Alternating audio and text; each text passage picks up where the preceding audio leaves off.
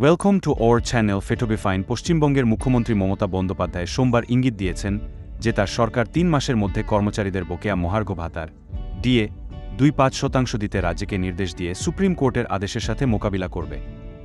আমি বিচারাধীন কোনো বিষয়ে মন্তব্য করব না। আমি আইনি বিধান অনুসারে কাজ করি। পশ্চিমবঙ্গের উত্তরাঞ্চলে ৩ দিনের সরকারি সফরে যাওয়ার আগে ব্যানার্জি বলেন।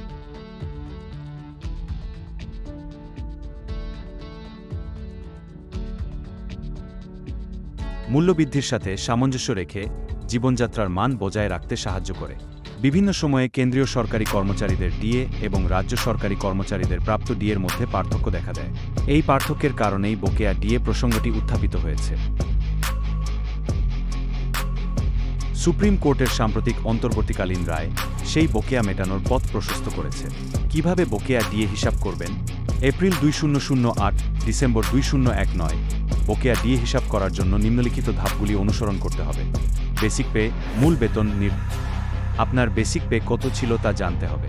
বার্ষিক বেতন বৃদ্ধি ইনক্রিমেন্ট জুলাই মাসে হবে। কলকাতা হাইকোর্টের আদেশের বিরুদ্ধে পশ্চিমবঙ্গ সরকারের আবেদনের শুনানি চলাকালীন বিচারপতি সঞ্জয় কারোল এবং সন্দীপ মেহতার সমন্বয়ে গঠিত একটি বেঞ্চ রাজ্য সরকারকে 2009 থেকে 2019 সালের বকেয়া ডিএ 3 মাসের মধ্যে পরিশোধ করতে বলেছে।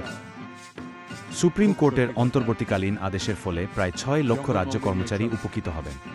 শিল্পীদের সঙ্গে আদিবাসী নৃত্যে পা মিলিয়েছেন মাননীয় মুখ্যমন্ত্রী। স্বাধীনতার ৭৫ বর্ষ পূর্তি উদযাপনের আনন্দে উদ্বেল সবাই। সেই আনন্দের,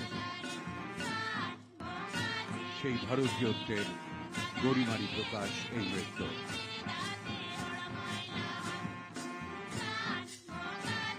Ladies and gentlemen, standing ovation to Honorable Chief Minister Mamata Banerjee.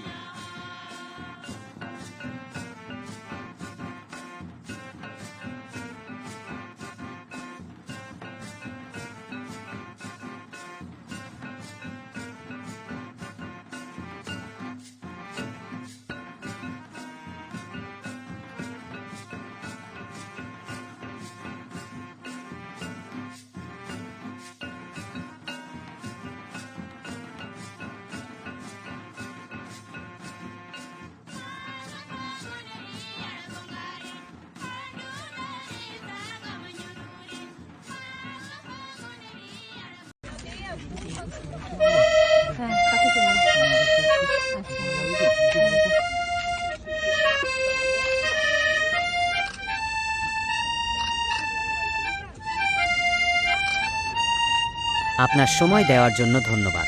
ভালো থাকুন। আমাদের চ্যানেলটি সাবস্ক্রাইব এবং লাইক করতে ভুলবেন না।